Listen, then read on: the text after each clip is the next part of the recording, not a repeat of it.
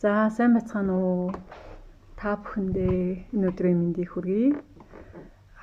За тэгээд яхаа богинохон бас лайв хийгээд ер нь төлөвлөх энэ сэдвээр бас нэг жоохон ярилцъя гэж бодлоо. Тэгээд ер нь бол төлөвлөгөө гэдэг зүйл бол яг зөвхөн миний бол дуршлагаас бол монголчуудыг бас тийм байлгадаг зүйл юм шиг байна. Тэгээд энэ нь одоо мэдгүй одоо социализмын үеийн 5 жилийн төлөвлөгөө, жилийн төлөвлөгөө, сарын төлөвлөгөө гэдэг маш тийм шахуу төлөвлөгөөтэй явж ирсэн энэ одоо юу гэдэг нь уламжлалаас болт юм уу яа. Ер нь төлөвлөгөө нарийн гарах ер нь гарахаас ер нь зайлсхийж явдаг юм шиг надад гэж бодогдод байдгийн. Тэгээд тэгээ яг та нарын тухайд 30 наснаас доош 25 наснаас доош хүмүүсийн тухайд бол төлөвлөгөө бас их чухал байгаад байгаа. Тэгэхээр төлөвлөх ер нь чухал гэдэг одоо та бүхэн бол зөндөө олон сонссон байх. Тэгээд багшаасаа сонссон байх, ээж аваасаа сонссон байх. Тэгээд би бас ямар талаас нь ярэ гэж бодоод байгаа. Тэгэхээр төлөвлөгөө гэдэг нь мэдээж бол айгүй чухал байх ёстой юм зүйлүүд байгаа. Гэхдээ яг танд яг чамд бол яг ямар хэрэгтэй вэ гэдэг зүйлийг бас айгүй сайн ойлгох хэрэгтэй л байх л та. Тийм тэгэхгүй бол одоо жишээлбэл төлөвлөөд ингээ юм бүтдэггүй штэ гэдэг одоо монголчууд амар их ярьдаг л та тий. Төлөвлөөд яах юм ингээл яаж игээл болно үз гэдэг нэг юм ерөнхий байдлаар бол юмд маш их ханддаг. Гэтэл бол юу үнэн бэ гэхээр бид нэр бол одоо яг энэ хорвоо дэлхий дээр хугацаатай явдаг юм байгаа. Тийм тэгэхээр бидний хиндэж тийм одоо 70 нас хүрэх, 80 нас хүрэх ч юм уу тийм баталгаа бол байхгүй. Бид энэ харваагаас хизээч явж магадгүй. Ийм нөхцөл байдалтай ер нь бол амьдардаг. Тийм тэгэхээр энэ магадгүй одоо дундаж одоо Монгол эмэгтэй хүний дундаж наслал бол нэг ойролцоогоор нэг 70 орчим байгаа. Заримдаа эрэгтэй хүмүүс нэрээ жоохон бага нэг 60 гаруй насны дундаж наслалтай. Тийм ихэнх Монгол эмэгтэйчүүд 75 хүрдэг юм байгаа. Гэхдээ бол мэдээж ийм баталгаа бол байхгүй. За тэгэхээр одоо хүний хамгийн одоо бүтээмжтэй байх нас бол одоо юу гэдгийг 55 хүртэл одоо за 60 хүртэлгээ бодъё те. Одоо 55 гэж бас ярьж болно. 55 хүртэл гэж бодох юм бол та нарын хувьд бол одоо 25-аас 55 гэхээр нэг ойролцоогоор 30 жилийн бол одоо тийм бүтээмжтэй байх тийм боломж болцоо бол байгаа. Мэдээж хэрэг 60 наснаас цаашаа 55 наснаас цаашаа бол идэвхтэй байдаг, бүтээмжтэй байдаг хүмүүс бол байдаг. Тэгтээ бол цөөн гэдэг нь бол бид нар бол настай болно, бидний залуу одоо байдаг шиг бид нар тийм ачааллыг бол дааж чадхаа бол болдог. Тийм тэгэхээр ачааллыг бол яг даах нь багасаад амархан ядардаг болно. Тэгэл яг одоо нас нэмэхдээ зэрэгцээд маш олон зүйлүүд өөрчлөгддөг. Бие физиологийн талаас ч гэсэн өөрчлөлтүүд явагдана. Оюун ухааны талаас ч гэсэн одоо өөрчлөлтүүд бол явагддаг. За тэгээд ерөнхийдөө бол энэ сонголтын асуудал байгаад байгаа. За тэгээд та бүхэн ирэх 30 жилдээ ер нь ямар шүү бүтээмжтэй байх юм, юу хийж бүтээх юм, ер нь алсын арга яаж харж байгаа гэдэг зүйлээ хэрвээ тодорхойлохгүй яваад л ах юм бол цаг хугацаа бол яваад л байдаг. Яг л одоо урсч байгаа гол шиг яваад байна. Тэр голыг бол ингээ зогсоох боломж байхгүй. Бидний хинч цаг хугацаа зогсоох боломж байхгүй. Цаг хугацаа биднийг бол хүлээхгүй. За тэгээд энэ яг л одоо хүн болгонд адилхан тийм одоо нөхцөл байдал үүссэн байгаа. Тэр нь бол одоо цаг хугацаатай бид нар бол байнга уралдаж явдаг. Тэгээд цаг хугацааг бид нэр нэгэн зогсоож чадахгүй учраас одоо цаг хугацааг бид ашиглахаас ашиглаж одоо өөрийнхөө чадах хэмжээнд одоо ашиглахаас өөр тийм сонголт бол байхгүй. За ашиглахгүй гэх юм бол тэгээд урсгалын дагуу бид нэр ингээл өдөр хоног өнгөрөөл өглөө өрөө болоод шөнө унтаал өглөө босоод ингээл өдөр хоног өнгөрөөл явна. Гэхдээ бол төлөвлөгөөгүй, нарийн төлөвлөгөөгүй явах тусам бол жил ирэх тусам бол би бол юу гэж хатуу итгэдэг вэ гэхээр төлөвлөгөөс ол явсан хүмүүсийн бол жил ирэх тусам бол яг ер нь сэтгэл ханамж, амьдралдаа сэтгэл ханамжтай байдал, өөртөө итгэлтэй байдал нь бол байнгын буурч явдаг гэж би бол үздэг. Тийм жишээнүүдийг ч гэсэн би өөрийнхөө үеийнхэн дундаа одоо харж байна. Тэгэхээр одоо би бол одоо багасаа бол маш их төлөвлөлтөг юм хөвгт байсан. Ер нь бол их бичдэг. Тэгээд нэг 12 наснаас ахуулаад ингээл өдрийн тэмдэглэл бичдэг. 16-7 оноос ахуул өдөр болгоныхоо одоо хийсэн ажлыг бичдэг. Хувьчлаад ингэж бас өөрийгөө одоо ажилтдаг. Тэгээд ер нь 70%-аас дээшээ одоо ажиллаа хийхгүй байх юм бол өөртөө бас тухайн хэмжээний сануулга өгдөг ийм одоо хөвшилтэй болсон байсан. Тийм тэгэхээр 12 настайгаас л ерөөхдөө бол за би гадаад сурна ч гэдэм үү те гих мэтчлэн одоо мөрөөдлөө бол ингэж бичдэг. Тэр мөрөөдлийг бол 12 наснд бол би яаж хийх бол мэдээж ирвэл мэдэхгүй шүү дээ. Гэхдээ бол тэр амбиц бол надад бол байсан. Тийм тэгэхээр юу гэж би хэлэх гээд юм гэхээр заавал гадаад сурах нь одоо амбиц нь байх албатай биш. Гэхдээ ятгахтаа та бүхэн эх 5 жилийнхаа 5 жилдээ ер нь ямар зүйлүүдийг хийсэн байх. Энэ ганцхан ажил хэрэгтэй холбоотой зүйл биш гэдгийг бол анхаараарай. Тэгэхээр энэ бол амьдралын олон талт энэ элементүүдийг бол оролцуулж төлөвлөх нь аягүй чухал. Тийм тэгэхээр тэр нь одоо эрүүл мэндийн байд юм уу, гэр бүлийн зорилго байд юм уу, санхүүгийн зорилго байд юм уу, за ямар юм одоо боловсролын зорилгууд байд юм уу, ирээдүйд одоо яг 5 жилийн хугацаанд ямар тийм зорилгуудад хүрсэн байх вэ гэдэг зүйлээ тохиолох нь тэр зорилгуудад хүрэх боломжийг бол ихсгэж байдаг. Тэгээд манай найз маш тийм мундаг чадaltaй менежер хүн байдаг. Тэгээд том төслүүдийг ер нь бол авч явдаг. Тэгээд энэ хүн бол надад хэлжсэн. Тэгээд одоо нэг ойролцоогоор нэг 15-6 жилийн өмнө хэлжсэн. Тэгээд цэндээ тэгээд төлөвлөөгүй зүйл буюу одоо цаасан дээр буугаагүй зүйл бол ер нь бол бүтдэггүй гэдгийг бол би амьдралынхаа туршлагаар бол ингээд мэдэж авсан гэж надад хэлжсэн. Тийм тэгэхээр хэдийгээр нарийн төлөвлөхгүй ч гэсэн ингээд цаасан дээр ингээд бичих те яг энэ одоо зүйл энэ төлөвлөгөө миний хувьд бас ямар хэрэгтэй, ямар ач холбогдолтой гэдгийг бичих нь бол тухайн яг таны бол тархинд юм бол команд буюу сигнал бол өгч байдаг. Тэгээд тархины үйл ажиллагаа бол юугаараа бас маш тийм гайхалтай байдаг вэхээр тархи бол өөрөө маш тийм одоо хүчин чадалтай ийм организм байгаа.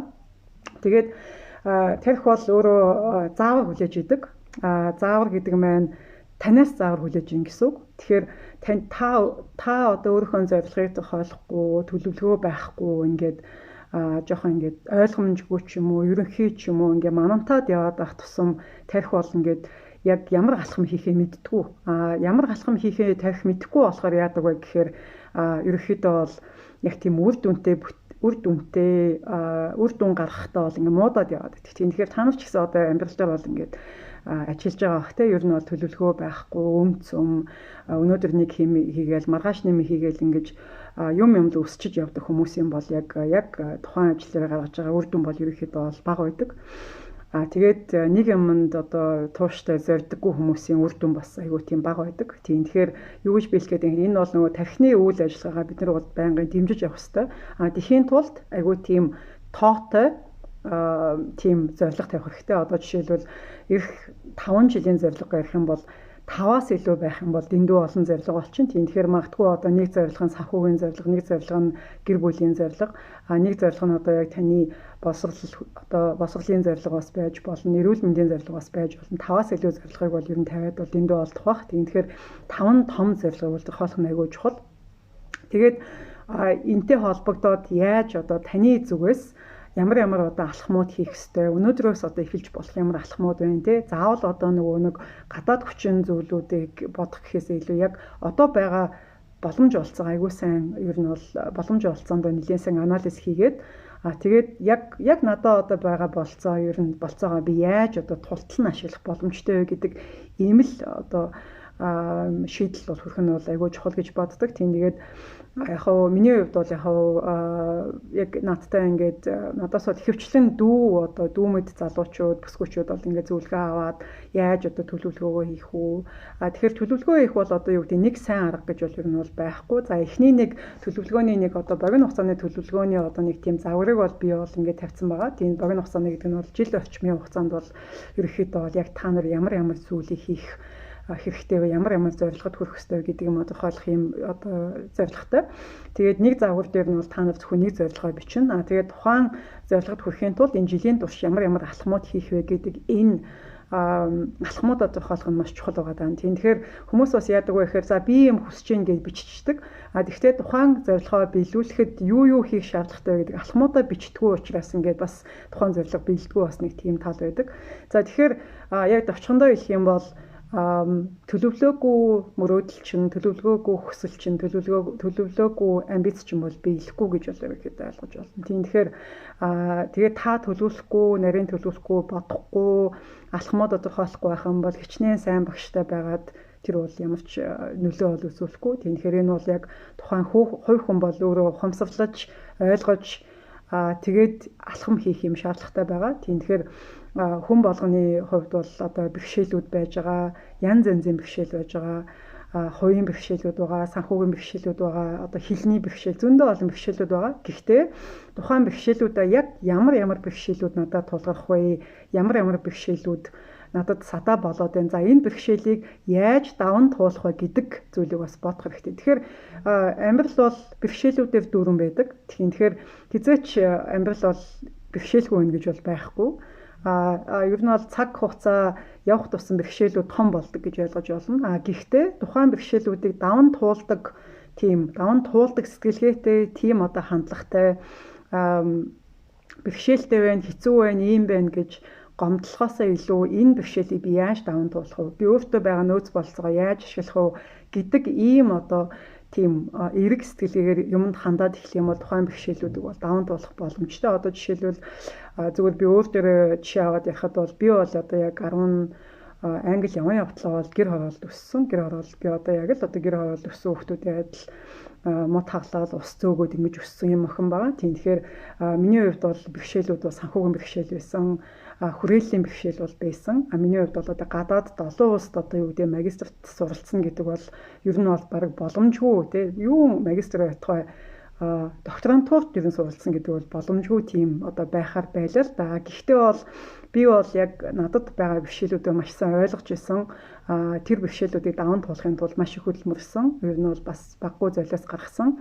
Тэгээд одоо яг усын тэтгэлгээр суралцах юм боломжийг бол би өөртөө бий болгосон. Оны шилдэг оюутан болоод 1999 он гээд бичсэн чинь бас айгүй айхтар сонсогдож байна. 99 онд би 2 дахь курст байхдаа 19 настай байхдаа Монгол усан шилдэг оюутан болж исэн. Тэгээ шилдэг оюутан болоод надад одоо та бүхний мэддэг боловсролын сангийн зээлээ суралцах юм боломж бол олцсон. Тэгээ сургуультай тэнцээд тэгээд англи явах надад боломж бол олцсон юм. Тэгэхээр юу гэж би хэлэх гээд нэхэр үнэхээр одоо хичээл номдоо сайн байгаад, хэлэндээ сайн байгаад, хүчин чармайлттай байгаа тохиолдолд бол дандаа одоо хүмүүс одоо юу гэдгийг хүмүүс дарагтаад ч юм уу ингэж ер нь явна гэж бас тийм одоо байдлаар бас итгэж болохгүй яа. Тэгэхээр Монголд бол одоо ингэж бас ярьдаг л да тий одоо боловсролын сангийн зээлийг бол одоо дандаа л ингээ арын алгаар авдаг гэж хүмүүс ярьдаг. Арын алгаар аваагүй зөндөө олон залуучууд байж байгаа. Над чиг хүмүүс бол зөндөө олон байж байгаа. Тийм тэгэхээр гих мэтчлэн бүх зүйлийг бол харлуулж битгий бодоорой. Тэгээд эрэг байх хэрэгтэй. Хамгийн гол нь яг мэдх юмаа мэддэг, хэлчин сайн байх юм бол хүмүүс бол яг дандаа таныг бол ингээд юу гэдгийг гадуурхаад ах ч юм уу эсвэл одоо юу гэдгийг дандаа ингээд доошин дараад авах боломж бол угаасаа байхгүй. Тийм тэгэхээр миний хувьд бол одоо ямар нэг тийм урлаг соёлын тийм элитийн гэр бүлд бол би дөрөөгүй, манай аав ээж ахын дүүс дунд ч гэсэн тийм хүрээлэл бол огт байхгүй байсан. Тийм мөртлөөс бол би бол яг өөрийнхөө болон гэр бүлийнхаа нөхцөл байдлыг бол ер нь бол тулцсан ашиглаад тэгээд одоо өсөж чадхаараа л одоо ерөөсөө маш их хөдөлмөрлжүүлнэ авсан. Надад бол одоо юу гэдгийг 10 жил байхад ч гэсэн оюутан байхад ч зуны амралт гэж ерөөсөө байж байгаагүй. Тийм тэгэхээр яхав 100 бол одоо би англи хэлээ сурдаг байсан. Ийш тийшээ би амралт зугаалганд явдаг байгаагүй. Тийм тэгэхээр их олон одоо юу гэдэг хувийнхаа зүгээрчсэн золиосыг бол гаргасан. Тийм тэгэхээр ямар нэг зүйлийг олж авахын тулд ямар нэг золиос бол яхахгүй шаардлагатай бол байгаад байгаа. Тийм тэгэхээр ялангуяа одоо би бол яг залуу эмэгтэйчүүдэд бол ингээ хандаад хэлэхэд эмэгтэй хүмүүсийн хувьд бол бас тухай насны бол ингээ хязгаар бас яхахгүй байгаад байгаа. За тэр нь бол би нөгөө нэг мэдээж бол одоо сурч боловсроход бол насны хязгаар байхгүй. Гэхдээ эмэгтэй хүний нөгөө биологийн онцлогоос болоод эмэгтэй хүн одоо хүнтэй суугаад хүүхэдтэй болохоос ингээд нас нэг тийм одоо биологийн талаасаа бол илүү одоо тийм ээлтэй байх нас гэж байгаад байгаа. Тийм тэгэхээр би юу гэж хэлдэг вэ? Одоо 25-наас доош насны одоо 30 наснаас доош насны хүмүүс бол одоо болж өгвөл те 30 нас хүртлээ суралцаад газар үзээд олон улс суралцаад те бусад хүмүүс яаж амьддгийг те гэдэг зүйлүүдийг ингээ хараад нүдээ одоо нүд тайлан гэж монголчууд ярьдаг те нүд ингээ сайхан тайлаад ингээд яваад үзчих хэрэгтэй гэж боддгийн. Тэгээд магадгүй одоо 30 шахаад ч юм уу 30 гараад ч юм уу те одоо карьер марьераа ерөөхдөө бол дажгүй ингээд бас замаа олоод тэгээд одоо өөр хүүхдтэй болоход бол 30 нас бол нэг оройтох нас бол ерөөхдөө биш шүү дээ. Тийм тэгэхээр нэг 30 нас хүртлээ тий Монголоос яваад өөр газар амьдраад өөрийгөө дайчлаад ганцаараа амьдарч үзээд тий бие дааж сураад ахин нэг хэл сураад тий гих мэтчлээ ингээд өөрийгөө бас ингээд боловсруулад ингээд авчих юм бол гэр бүлтэй хүүхдээ болсон дараа ч гэсэн та бүхэн таны одоо сурсан мэдсэн зүйл чинь бол ингээд танд бол байж л юм шүү дээ тийм тэгэхээр яг одоо 20-30 насаа бол бас тийм бүтээмж багтай ч юм уу эсвэл үр дүн багтай өнгөрүүлсэн тохиолдолд бол ер нь бол цаашаа бол 30 наснаас цаашаа бол ингээд хүний бол тархины одоо хүчин чадлаас гадна бас яг гэр бүлтэй болчиход хүүхдээ болцсон тохиолдолд бол бас ингээ хажуугаар нь сурах ч юм уу хэл сурах бол маш хэцүү болчдөг яг бодит байдалтай. Тийм өсгөөчүүдтэй ч гэсэн би бас ажилладаг. Одоо 2 хүүхэдтэй болсон. Тэгээ одоо 30 нилийн гарцсан. Тэгээд хажуугаар нь ингээд хилээ сайжруулах гэхээр яг үүндээ цаг хугацаанд ингээ олддггүй гэр бүлийн ачаалал одоо шинэ ээж хүн тэгээд айлын эхнэр хүн тэгээд 2 хүүхэдтэй одоо хүн бол цаг хугацаа гаргахад бол айгүй төвхтэй болчдөг. Тийм тэгэхээр та бүхнийг одоо ганц бие байгаа, хүүхдгүй байгаа, хүнтэй суугаагүй байгаа энэ цаг хугацаагаа маш сайн ашиглаарай л гэж миний хувьд бол ерөнхийдөө хэлмээр байна. Тэгээ миний хувьд ч гэсэн бол яг энэ ганц бие байсан, хүүхдгүй байсан те энэ цаг хугацаагаа би бол маш сайн ашигласан учраас бол одоо ингээд те бас зохион хэмжээнд мэдлэгтэй, эхлэлтэй ийм байгаа. Энэ бол мэдлэг энэ надад одоо өөртөө олж авсан туршлагыг бол хинч бол надаас авах боломж бол байхгүй тийм болсон байгаа. Тийм тэгэхээр та бүхэнд бол энэ талаас нь бас бодоорой. Бас тэгээд яг эмэгтэй хүний бас онцлогуд бас байгаа. Тиймүүднээсээ та бүхэнд бол ингээд төлөвлөгөөгөө хойшлуулахгүй төлөвлөгөөгөө хийгээрэй. За тэгээд маргааштай багтаад болж өгөл өнөөдөртөө багтаад би бас нөгөө 2 дахь загвараас явуулаад тэгээд олон улсын сургуулаа та бүхэн сонгохдоо бас ямар одоо хүчин зүйлүүдийг бол бодох вэ гэдэг энэ загварыг бол ингээд оруулаад тавьчин. Тэгээд энэ 2 загвар дээр та бүхэн их 30 өнөختөө сайхан багтаад ажиллаарай. Тэгээд өөрийгөө хувцлаад өөрийгөө дайчлаад тэгээд төлөвлөгөөтэй болоорой л гэж та бүхний хувьд бол би уриалмаар байна. Тэгээд асуух асуулт байх юм бол та бүхэн комментээр үлээж болно. Би боломжоор бас хариулаад явна. Тэгээд та бүхэндээ амжилт хүсье. За энэ удаагийн лайв маань ингээд дуусчихна. За баярлалаа.